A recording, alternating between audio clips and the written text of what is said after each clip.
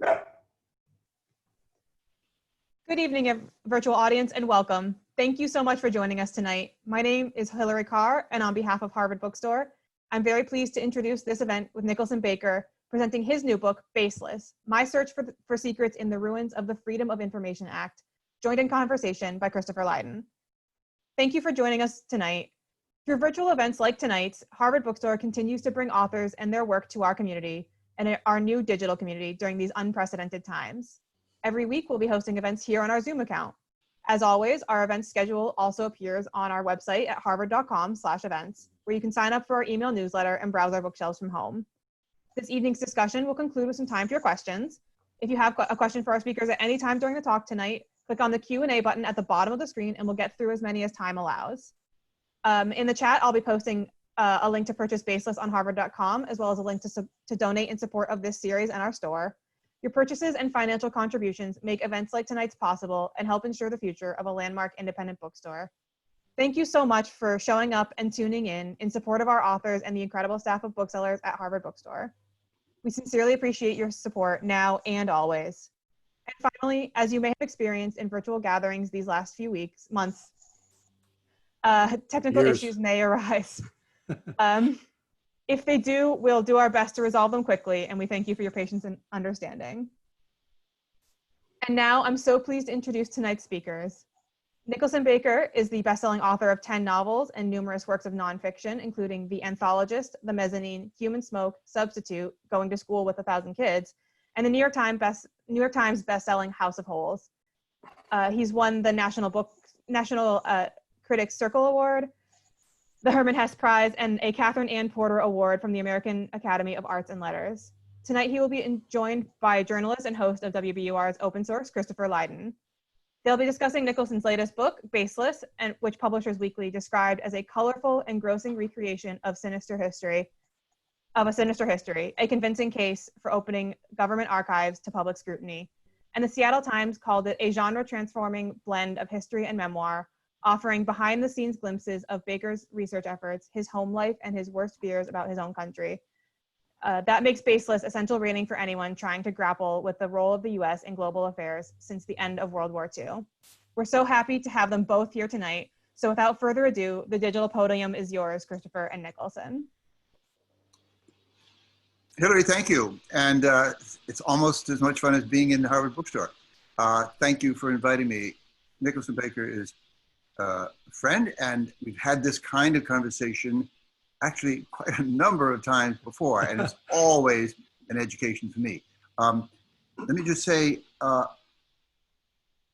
don't really need to introduce Nick Baker to this audience, but I think of him as really, he writes three kinds of books. One is what I would call sort of photorealist prose, minute about small things, including shoelaces, his most famous opening book. But then there's also his childlike, dare I say, but very grown-up interest in sex, as in Vox. But then there is a special category, and this book, Baseless, is masterpiece in it, of what's to say, nonfiction, sort of polemical history in a certain way, but history as never written, I wouldn't say never, but it's a method of looking at history. How to describe it? It is anti-imperial. It is anti-triumphal. It is anti-Churchillian. It is not the grand scope of how the English-speaking nations took over the absolute total universe, or all that. It's pointillistic, it's miniature, it's intimate, and at the center of it always is this incredibly self-conscious, vaguely Knausgaardian consciousness, modern consciousness in a nightmarish world. And this genre in the Nicholson Baker world is my favorite. Human Smoke preceded it, a sort of pacifist history of World War II, an incredibly moving book, both in substance and in the way he went about it. But having said all that, speak as you have with me before, Nick, of this as it's a kind of detective story. It's a story of a reporter's story, but it's also, at the highest level, a writer's diary. up there with Dostoevsky's diaries and all the great writers' most intimate diaries. Yes. Well, first of all, I want to say hello to everybody and thank you for tuning in. It's amazing to me that these things can happen and that a bunch of people, 60 people are here. I can't see you, but I'm so happy that you're here. A good crowd at the Harvard Bookstore. Yes. The Harvard Bookstore is one of those places in my memory that's, I can remember individual books that I've bought there. And I remember buying Edmund Goss's Father and Son down in the basement there, and where it's a place that has a particular flavor, and I love the bookstore, and I'm just happy to be a part of it, even if I'm not in the bookstore. I was trying to write about something that happened a long time ago in this book. And, but it just occurred to me that since I didn't know everything about what happened a long time ago because the documents were being withheld, that I would write about what was happening while I was trying to write about what happened a long time ago. So I ended up, instead of having one timeline, which is the timeline of the early Cold War, Harry Truman, Korea, China, a gathering sense of suspicion and paranoia, I wanted to write about my own life as I was trying to make sense of that early period. So just so happened, amazingly and wonderfully, that my wife and I got to rescue dachshunds the day before. I think it was the day before I started this. It was like a clapper. Start the scene. So I started the book, but it happened that we had gotten two very difficult but very lovable dogs the day before. So they kind of accompanied me through it and ended up being very important to the story. So it's a book about trying to write a book about what happened a long time ago. A lot of stuff I didn't know or had forgotten. That George Kennan of the famous X letter defining the Cold War was deep into this story. Allen Dulles seemed to have put one of the main players, Frank Wisner Sr., into the job to think up new weapons.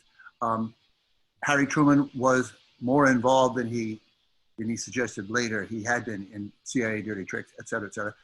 Who are the main players that a lot of people remember, including Henry Cabot Lodge later, but I think Vannevar Bush, famous monster scientist, I mean, a huge figure, president of MIT. I can see him on the cover of Time magazine. I must have been a kid or something. But this cast of characters, post-war, we have not, post-war, but entering formally, consciously, a long Cold War with Russia. I mean, set us back there. Well, Vannevar Bush was one of the more famous and fascinating characters of the time. Or Life or somebody said that he looked like Ichabod Crane. He kind of had a shock of hair. He was a very intense guy. He liked to carve pipes and give them to, he gave a carved pipe to Allen Dulles. He to the people he really admired, he would give a pipe. He was a tremendously powerful figure at MIT, and he was in charge of the atom bomb project in World War II, but he was also in charge of the biological warfare project. And that's where it all began, was in World War II. So it just so happened that after the war was over, he stayed on in the government, and he started to, because he was deeply, deeply suspicious and unhappy about the Russians, he decided that what was important to do was to ramp up the germ warfare program in the United States in order to triumph over the numerical superiority of the Russian army with germs. And that was his solution to the Cold War, was to make Russian plants sick and Russian people sick. And it was a really bad idea, actually. Was he ever really explicit that we can't beat them on the ground in human force? We've got to have something else? That was a refrain that was repeated over and over by the secretaries of defense, by by all the people in the Pentagon. They were immense. They were aware every minute of every day that if we tried to fight the Chinese armies and the Russian armies and the East German armies, that we were going to lose. And therefore we had to come up with a smarter solution, a new kind of weapon, because by 1949, the Russians had developed an atomic bomb. So there was parity there. So what were we going to do? How would we win this war that seemed to be in the offing? It was going to happen in 1952, they thought, and then they sort of rescheduled it for 1954. But it especially became worrisome when the Korean War itself started. It was a war that was not called a war by Harry Truman, but because there had been an artificial line drawn across the country of Korea by two functionaries meeting in the Pentagon, the North became communist inflected and the South became an ally of the United States. And therefore there was a sort of polarization, and the United States became involved in a civil war in Korea. And as soon as that happened, it was as if there was an electric shock that went through Washington, and everything that had just been plans and schemes and worries in a general way about the evil empire of Russia suddenly became very specific. And especially when the United States started losing, there was a feeling that, well, the Russian tanks were better than the American tanks, for instance, and things like very concrete questions started to be asked. And the main question was, what do we have? What do we have in our arsenal that will win this apocalyptic war that's just around the corner? Nick, there are I would say two very specific questions that you ask in this search. And one is, did they actually put all these bugs and chemical agents together? We knew they lusted for it, but did they actually ever have the serum or whatever it was going to be? And secondly, the final smoking gun question, did they ever use it? They never quite denied that they wanted to find something, and they were working on it. They were commissioning scientists to build it. But they've always denied that they never used it. The chief of the government in North Korea, also China eventually, accused the United States of planting smallpox during that war. Get to that fundamental question. Did we or didn't we? Did we have it and did we use it? Well, unfortunately, I think the short answer is yes.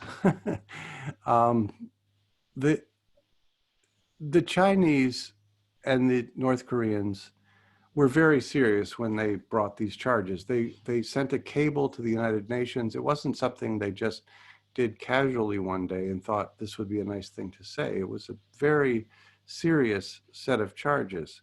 And what they said initially was that in November of 1950, when the Americans fled to the south of Korea after a massive defeat, after the Chinese counterattacked, that the Americans had left behind diseases.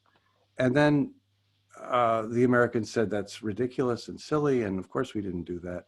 And then several months later, a mysterious new disease appeared in North Korea called Korean hemorrhagic fever, or epidemic hemorrhagic fever.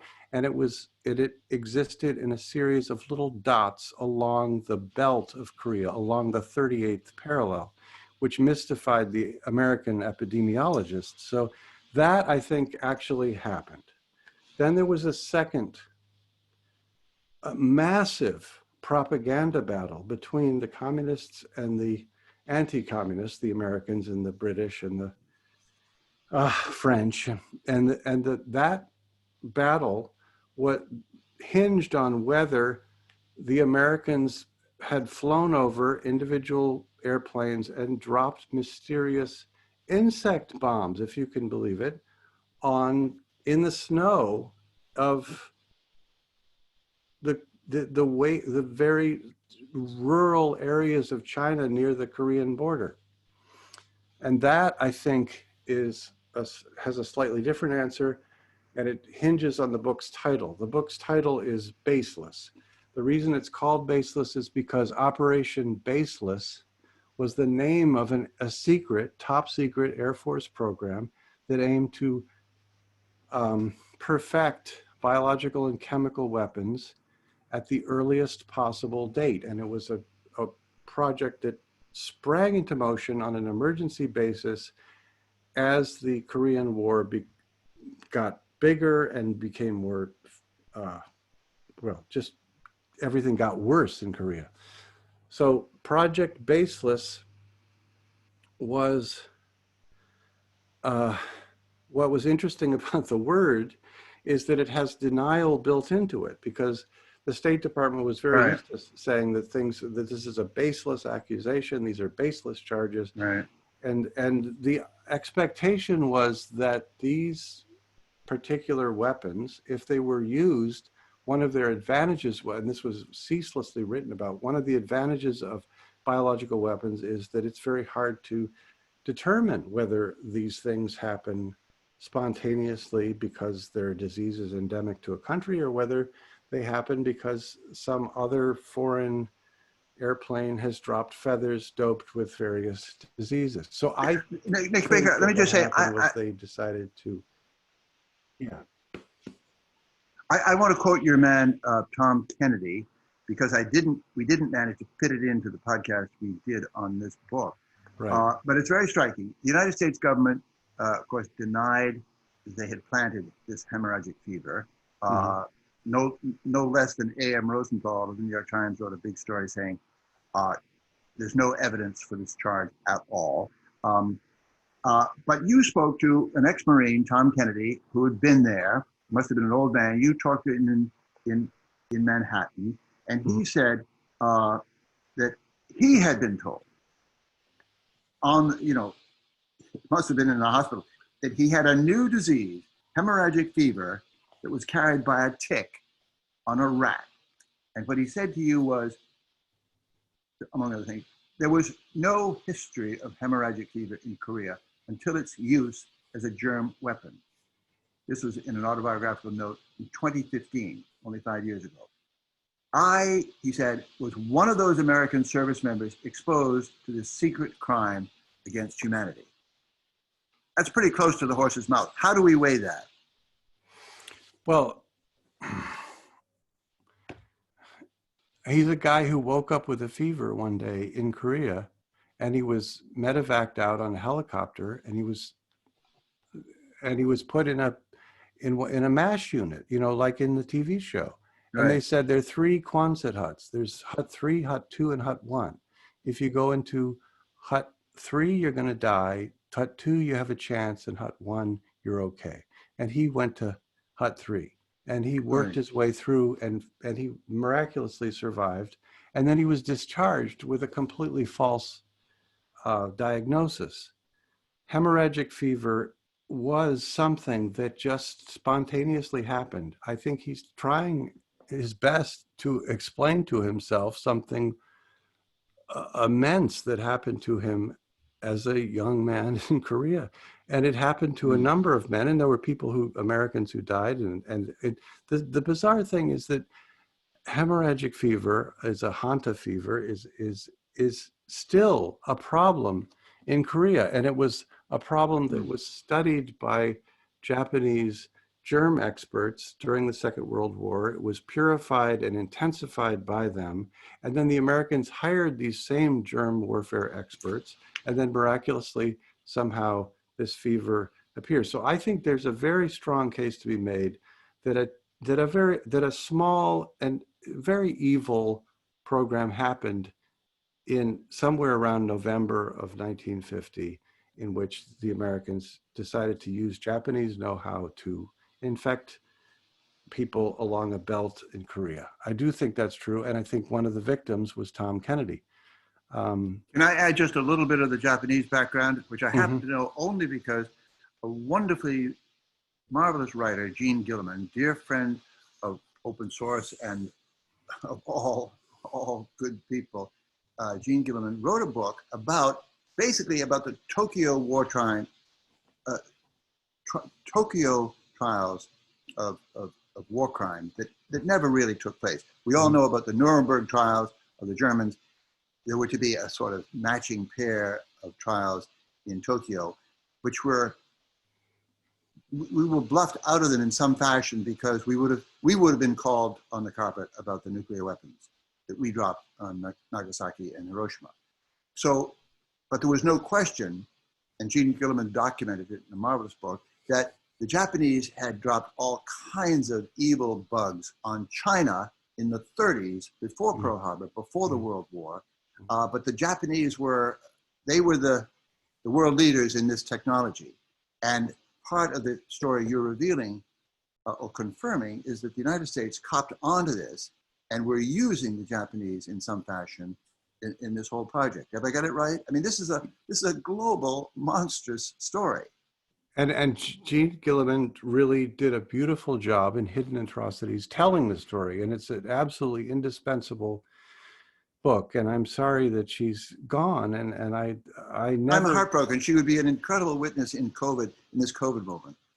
She was the wife of Matthew Mezzanine, who's also a major figure in this book. I quote both of them in the book because they're both so important to it. But what she chronicled was something that other people have talked about too, but she did the best job of it, was that there was a desperate attempt to get as many of the Japanese germ warfare experts as possible and get them away from the Russians and get them into the American orbit and then hide them from view. So what happened was that the Russians decided that the war crimes trial should take place, and that they had a few Japanese germ experts. So they held their own war crimes trials in Khabarovsk, and there's a full transcript of these trials, and it's really an appalling book because there's no question that everything that people are saying in that book is absolutely, it's an absolute transcript of what people actually said, and the Japanese scientists said, I so regret what I did it's just an amazing book. Actually, it's an amazing book. But what the result of it was that the Russians were upset, worried, frightened of the United States' plans, and the United States, meanwhile, had teams of experts interviewing all these Japanese savants of biological weaponry and figuring out how best to take what they had learned. They had done experiments on humans, so it was absolutely priceless to their way of thinking, and pull those things back to Camp Dietrich, the kind of hub of germ warfare in the United States, and see if these particular suite of diseases could be further perfected and intensified so that we could then apply them in a hostile manner to the Russians. So that was the flow. Woo. Quick parenthesis, and then I want to go someplace else. But here we are, Trump calling coronavirus the China virus. China, every once in a while, mumbles under its breath that, well, maybe this is an American bioweapon. Maybe this is all politics. With your incredible depth in the history, what is possible in the manipulation of the coronavirus, even now, since you finished your book? Well, I think the history of germ warfare in the United States is a history of American scientists getting sick from their own weapons. Lab accidents are just a constant. In this book, there's the National Institute of Health. There's a man who decides he's going to study Q fever, and he's going to study it because it's a very, very dangerous and very worrisome disease, and he's going to weaponize it. So he takes it to the National Institute of Health, and immediately people start getting sick there, and a person dies. So this is a refrain in the history of American laboratory science, that diseases get out of laboratories. The first thing that just as if there's a murder in a couple, the first thing you want to ask is, did the husband do it? The first thing you want to ask always, if there is an unexplained exotic disease that breaks out in a certain place, you always want to look to see if there's a laboratory in the area. So I think that I do not think that the Chinese are involved in some sort of evil plan to cook up a germ weapon. They are, like the Americans, very concerned about getting a lucrative vaccine for various viruses. And they and all of the American laboratories were doing the same kind of work. The National Institute of Health was paying the Chinese to do this kind of work. The fact is that it may or may not be something that happened in a laboratory, but the first thing you want to do is ask the people who are in charge of the laboratory to open their freezers and their notebooks and explain what happened. And that hasn't happened. So I want to digress, Nick, because as you were saying at the outset, this is a detective story, a historical inquiry, but it's also, why we love Nick Baker is that there's a lot of Nick Baker in it too. Would you just read a paragraph, and I'll bet you'll find it in, I think it's page 225, but you're talking about your method, your barn, your house, your wandering, your dogs, your wife, your weather. There you are in Maine. But why do you write these books? The book is this chapter, the title of the chapter is April 15th, 2019, Monday. Each chapter is titled by a day of the week. And I just had gotten very wound up, and I'd sort of half revealed my theory about what happened with these mysterious 700 voles that dropped from the sky and stuff. And then I ran out of steam. I mean, every day I tried to write something, and then I would get exhausted and I'd be done. So the next day starts, the edges of old secrets are blurred and the middle is spongy, and there are frangible bits of recorded truth spread around in the secrets like pieces of thin ceramic. It's raining on tax day. I've been awake thinking about Japan's rice crop. And then I have a few other fragments, and then I go upstairs, come back downstairs, and then I make a note. I was just going to say, you do some of your best work on the staircase, Nick. That's so nice of you, Chris. Upstairs, I thought, what do I really want from a book? I want truth in every paragraph. I want surprises. I want a sense that everything is not hopeless, that we can do better. I want a sense that life is a complicated mixture of emotions and inconsistencies. Life is a sandwich. I want to include or simulate the pleasure of eating a sandwich. And then I finally say, and I got to get to this because I can't, because the dogs are so important to me. When I woke up, whenever it was, hours ago now, I guess, I reached out with my hand and found that Cedric, one of the two dachshunds, had scooted up so that he was elongatedly sleeping between M and me. My hand found his paw. I held his paw for a while and felt the braille of joy of his paw pads. Nick, this is so wonderful. I have to acknowledge that there are nasty critics out there who can't imagine why you write that sort of stuff in a serious book. But to me, it's where you grab all of us at 4 o'clock in the morning, puzzled, just offbeat, off the message, really concerned. There's so much that we know in detail, and there's so vastly much more that we haven't the foggiest way to get our arms around or heads around. Emotional mysteries, metaphysical mysteries, political mysteries. Is Trump going to rebound in this November? But you're groping there for all of us, and I love it. There's another piece of that I'd love you to read from, and that is simply, I mean, you're revealing this grotesque machine in American life, American government, to kill people. The more the better. I mean, this incredible science of mass killing and destruction. At the same time, like a lot of us, you're kind of madly in love with this country. I mean, it's what an amazingly fun, interesting, lively, changeable, endlessly delightful spot. I mean, read one of those passages when you talk about the context of all this craziness. Well, I thank you for asking me to do that, and I would have to find one.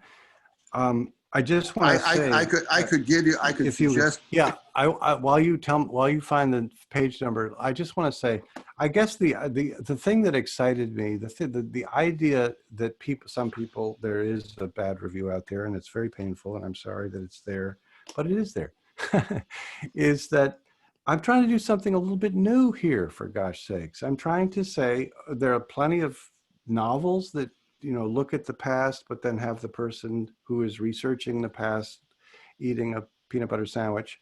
And I've done that, and I like doing that. But this is trying to chronicle an actual life with all of its minor, trivial ups and downs, as it is mapping itself onto the quest to find out momentous world historical events from 70 years ago.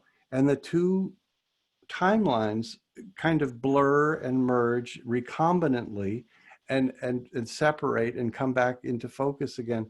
And that was, I thought, the contribution that the book was making, was to add a little bit of genuine truth, real felt reality and moods to the historical quest. Historians are not robots. I'm not a professional historian, but I have now written a couple of books of history. And I happen to know that there are times when you feel you're on top of it, you feel you're the world's expert on some tiny thing. And then there's some times when you feel completely out of your depth.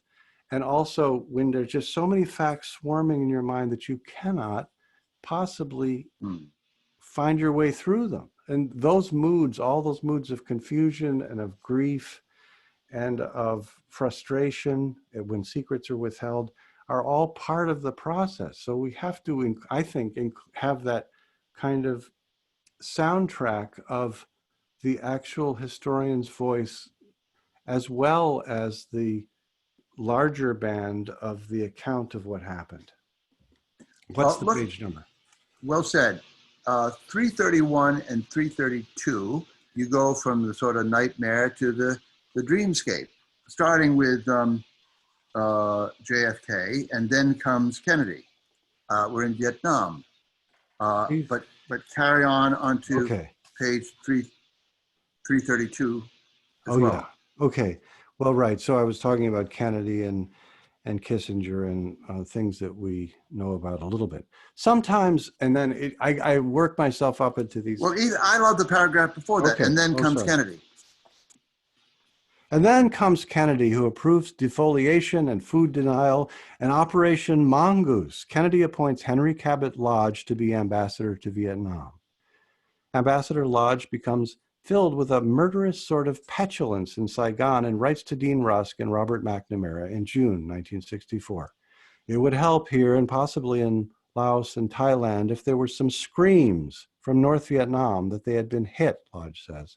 There must be a number of different ways to make them scream. He mentions rockets employed on the pretext that they were returning fire.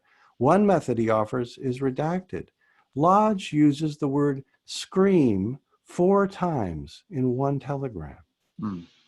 Then comes the Gulf of Tonkin incident and Rolling Thunder.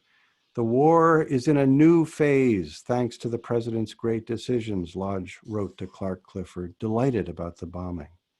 More thunder, endless thunder. Anything that flies on anything that moves, said Kissinger, relaying Nixon's orders. Then comes a space break, thank goodness. A little moment to breathe.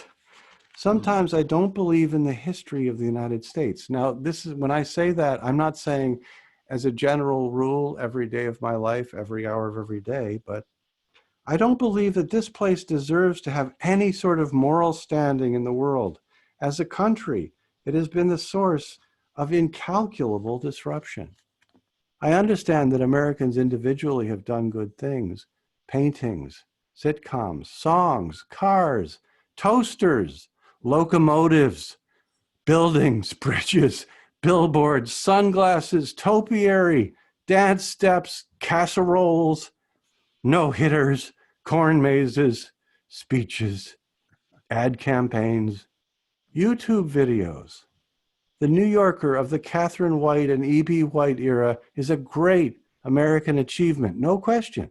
I always go back to the mid-century New Yorker. And there's John Singer Sargent. But Amen. Operation Sphinx, this homegrown American plan to kill 5 million human beings in the space of weeks, almost all of them civilians, just too awful to think about. You'll have to read the book to see what Operation Sphinx was. Yeah, thank you. Thank you for no hitters on that list. I mean, what could be more beautiful? And I don't even, fully understand baseball, but when you get into that zone and you're far into a game and the sound of the baseball hitting the mitt is just so, there's so much conviction there. It's so American. So how do we reconcile these things? But we don't.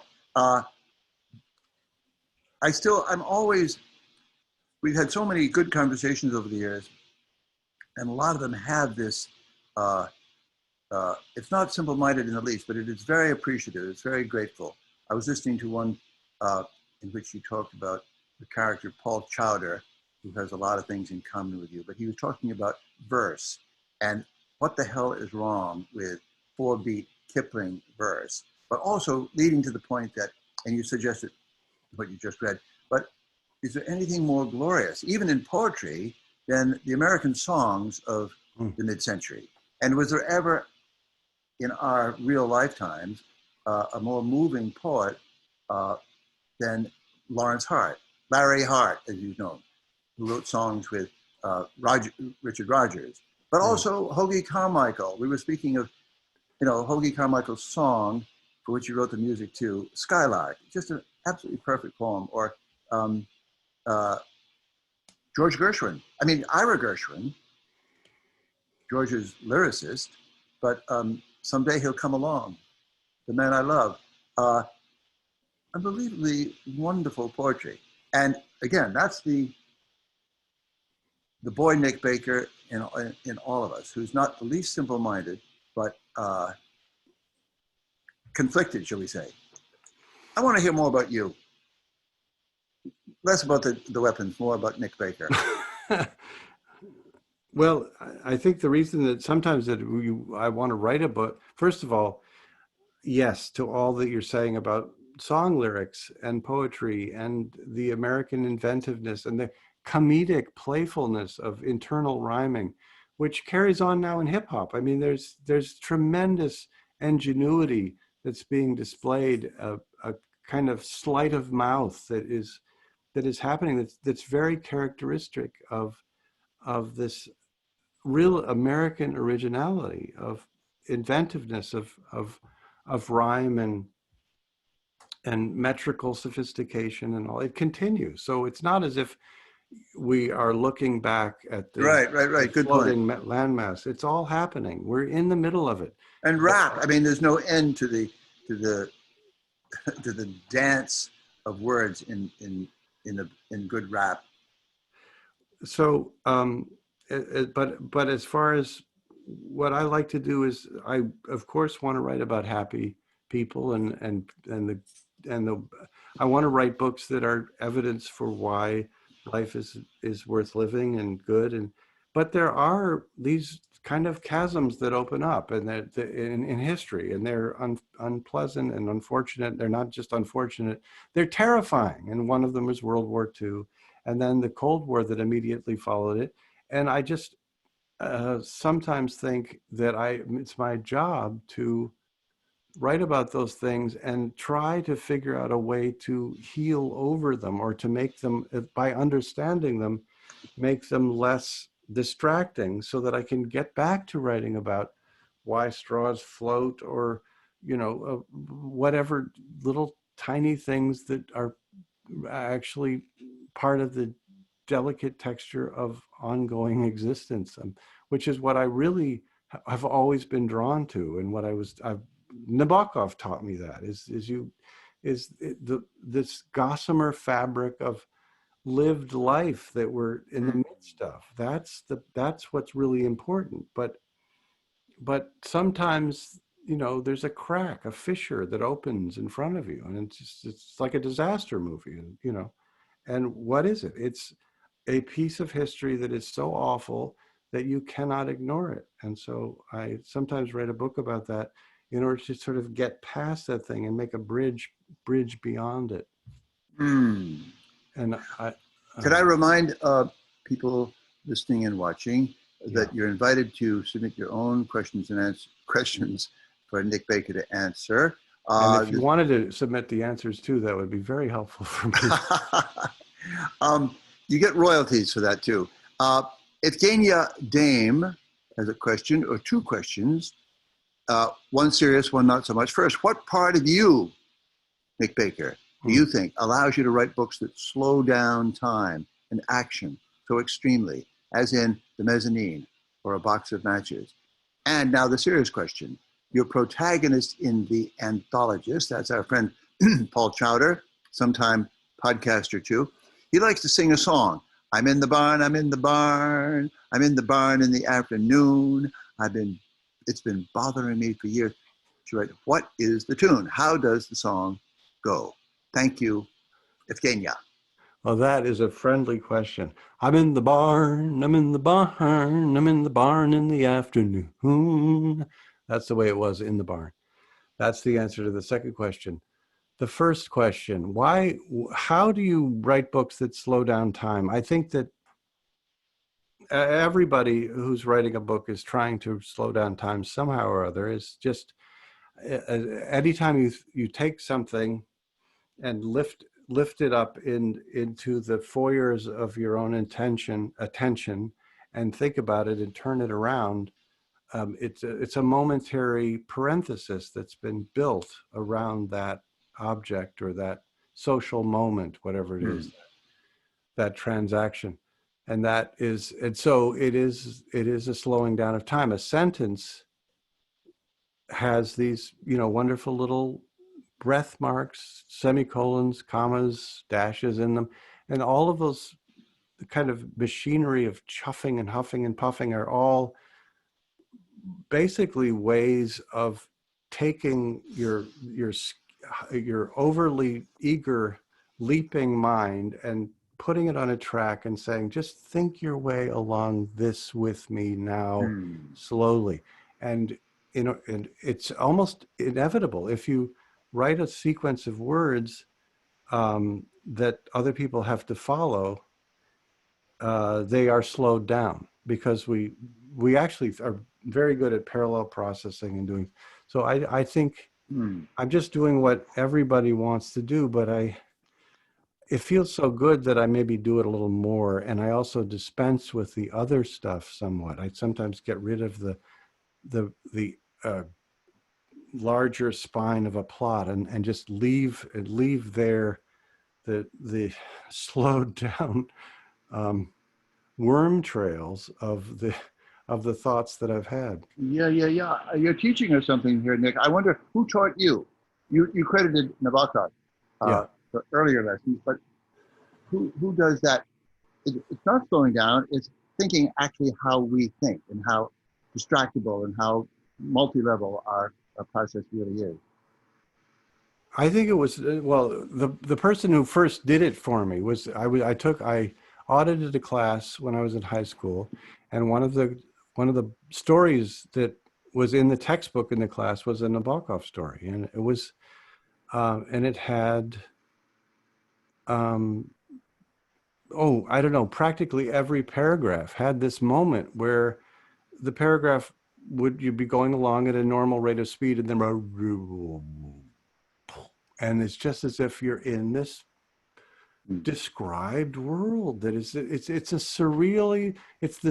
surrealized normalcy is what it is. And it was very exciting, and I thought, this guy is doing something that none of the science fiction writers, none of the suspense writers that I'd read was able to do. So so it was Nabokov that took me off. That's two to nothing for the great Vlad. But you know, he has faults. He was an arrogant person, and he didn't like Dostoevsky and stuff like that. But he was his most vulnerable self was when he would just be writing about, you know, a rainstorm reaching a certain tree, or he wrote. Well, and there were people who followed from him. I mean, I think that Updike learned a huge amount from him. I think he learned a lot from Proust. I think Proust learned a lot from George Eliot. Actually, there's a long tradition of it. But the 20th century, one of the beautiful things about the 20th century is that it's the century of observation and improvisation. But these two things and it seems mysteriously to have happened most juicily in the United States. Yeah, interesting. Other questions here. Robert Rothstein writes, I've read that the US bombed virtually every city and town in North Korea to the extent that there was nothing left to bomb. If this is true, then why was there such a drive to develop a horrendous biological weapon? The bombing campaign, that's a very good question. The bombing campaign was unsuccessful, even though every single village and every city was burned, not just bombed, but burned. It was an attempt to burn an entire country. It did not succeed because the North Koreans escaped by living in caves. So they spent years in caves. And so the idea was, though, that the Chinese were assisting them, and we didn't want that. So the final effort was to frighten the Chinese and make them go away by dropping these very traditional looking bombs that were actually leaflet bombs, but they were filled with insects. And the Chinese made very detailed accounts of all these different insects. My suspicion is that actually happened, but that the Chinese charge that those insects were doped with diseases was falsified. That it, in fact, was what the Americans called a deception operation. And it was baseless. It was a deniable effort. So they wanted to discourage, terrify, cause unhappiness in the area of China that was right on the border of Korea. That was where these events supposedly happened. And that's, I think, what did happen. More questions. And also a message from Steve Kinzer, saluting your work. Steve Kinzer wrote a remarkable book on Fort Detrick. And the general presupposition is, and we're not making it up, is that under Douglas MacArthur's purview, the Japanese know-how in germ warfare was transferred to Fort Detrick in Maryland, where MK Ultra and other horrors were developed and described in Steve Kinzer's wonderful book on Sidney Weintraub. Was it? What was it? Yeah. Sidney Gottlieb, yeah. Beg your pardon. And the name of Steve's book is Assassin in Chief or something. I think that's right. It's another lovable side of our history. I want to say something about Steve Kinzer because I could not possibly have written this book without the book. This man is a great explainer, and it's impossible to describe how difficult it is to deal with something as complicated as the Cold War and make it clear. And this is what Stephen Kinzer has done in a whole bunch of books. Amen. One after another. He makes All the Shah's Men. Best book on Iran. Exactly. And the Dulles brothers. And so one book after another, he is a master quoter. That's another talent that I think people don't understand how important it is. There's an infinitude of things you can quote. You can make a point with 87 different things. But if you choose the right quote, the paragraph sits, the mind is both moved along, but comforted that some learning has happened. And he does that. Dale Evans, as in Roy Rogers, maybe, asks the question, why is Henry Kissinger still alive? Oh, God. Maybe we don't need to answer that. Anne Lurie asks, or says, I'm so glad you mentioned floating straws. Ever since plastic straws started going away, I've been thinking about the paper straw and soda in a can, and the pizza passage in Mezzanine. Oh. How are you liking the new breed of paper straws? Oh gosh. Well, it's funny about trying to slow time down, which I tried to do in the Mezzanine using footnotes and huge paragraphs of description. And there was a footnote about the floating straws. So some straws float, some straws do not float. It has to do with whether they're plastic or paper. And I thought, well, I've really nailed this one. It was like with a hot air blower in restrooms. I thought, that's it. There's nothing more to be said about this. But then time marches on, and suddenly there's a political element. And what do I think about the floating straws of today? Basically have very, very little experience with them. You know too much about them. I don't know very much about the current straws. I think I'm lost in 80s straw time, but I obviously have got to do some serious research. It's just that it's hard to go to a restaurant, and straws are completely unnecessary, but they're joyful. I mean, they're a miracle. It was a kid. I love the idea that you could just simply levitate your whatever liquid you're drinking right to your mouth as if it's in an elevator. I love that. But I have a question, Nick, and maybe you're answering it as we go. When you look at this really fascinating range of books you've written, and some of them, all of them, something hilariously funny, just reflexive, and it's hard to account for. But what's the pattern you see in the range from your soft porn to your deep history, and it's deeply thoughtful human history, to your, shall we say, I don't want to say trivia, but your microscopic examination of small things? But who is this guy, Nicholson Baker? Who would have been a symphony bassoonist if he had 1% more talent? A lot, 40% more talent. Well, there's two. I could say that one thing that I do think is important is to write every day. And if you write every day is especially if you ask yourself what's the best moment of the day, new things are always arising. But I guess the theme, if I was going to be grand about it, is rescue. I like to rescue everyday life from the kind of neglect of its everydayness. I like to rescue the idea that there's nothing more completely over talked about than sex, and say, well, maybe there's more to be said about sex, even sex, that we all, or that this book, the rescue in this book is that there were two very nice historians from Toronto that wrote a book about this, and the book was panned, and they were such wounded men because of this process. And I thought that they'd written a really good and useful book, that part of what motivated me to write this book was to rescue them. And one of them died before I finished the book. And while I was writing the book, the other one died. But always I want to bring something out, bring some aspect, often it's just some wayside wildflower of noticed life. And I want to say let's put a frame around that. Let's talk about that for a moment.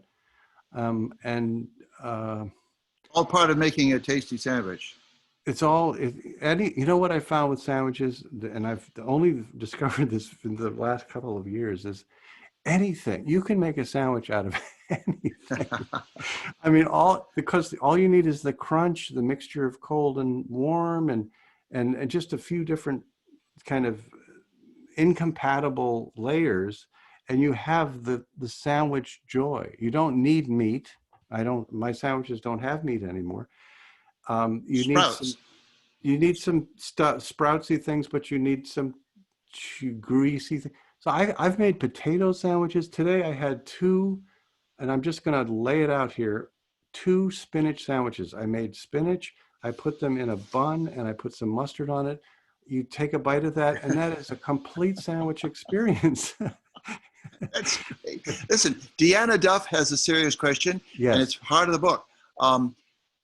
Can you please speak of how the Freedom of Information Act played into your process, using a process allegedly to further transparency, but protecting heinous secrets? This is a serious core and a political impulse in your book. I mean, make that damn thing work. Everything, don't you say everything older than 70 years old should be released unmarked, unquestioned, unasked? Just put it out there. This word redaction, just say it and I just begin to shiver all over. I can't stand it. It's a euphemism. It's a terrible thing. There should be, I actually have a more radical view, which is all documents older than 50 years ought to be completely and totally declassified with no redactions, because they have entered the world of history and they're no longer state secrets. Now they are historical bits of richness that we can think about and learn, and if they're mistakes, we can learn from those mistakes. So that's the impulse. Why didn't the FOIA get its job done? Well, it was a great law, and it is a good law. It's a very good law, and it took a long time to get it passed, 10 years, I think. Lyndon Johnson signed it into law, and almost immediately it began to dislodge all kinds of secrets. And secrets began exploding out of agencies like the Air Force and the Central Intelligence Agency. And it was all the way through the late 70s, there was a tremendous outpouring of knowledge about what had happened in the Cold War. And then during the Reagan era, it contracted, rules changed. So I think we're living in a time in which the several important switches in the bank of switches of the Freedom of Information Act of circuit breakers have been simply shut off. And we've got to go back and actually enforce the law as it is on the books, flip all the circuit breakers on and say, let's learn what's there. I mean, why would I guess the fundamental frustration of this book is that, it's a 400-page book, and all the time I was writing it, for all those 8-10 years, I was waiting for a set of documents to be released. And maybe it's got to be done in a hurry, Nick. Gary Hart, former senator from Colorado, was on our program this week talking about, he and Walter Mondale are the last 2 survivors of the Church Committee, but they unearthed a lot of evil stuff, assassinations of Lumumba, for example. And it's got to be put out. But at the very moment we're in, President Trump likes to say, I have powers that nobody knows about, that you don't know about, that I can do after declaring a national emergency. And Gary Hart is saying, well, we damn well better find out and talk about it. What are those secret powers? I think we're running out of time, though, Nick. Before we're done, I just want to credit a dear friend of mine, Alexander Theroux, who told me 35, 6, 7 years ago, you want to see a real writer, go get Mezzanine by a guy named Nicholson Baker. And I did, and he was entirely right. I rejoice in having read, I think, all of your books and getting to know you. 10 more of these interviews, Nick, and we'll get to know each other. Well, I want to say I've learned a huge amount from you, and every time we talk, I feel I'm getting closer to understanding myself and the outside world. So thank you.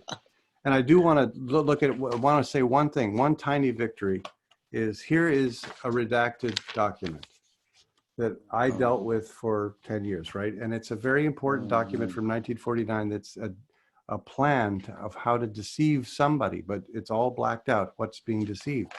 here's the document that mysteriously appeared in the mail, the very same document without a single redaction. You're kidding. About 2 weeks before the book went to press, the National Archives somehow got the Pentagon to release this thing, and it is the beginning of the biological weapons arms race between the Americans and the Soviet Union, because it says the Americans are going to deceive the Soviet Union into thinking that the Americans have come up with a super toxic germ weapon.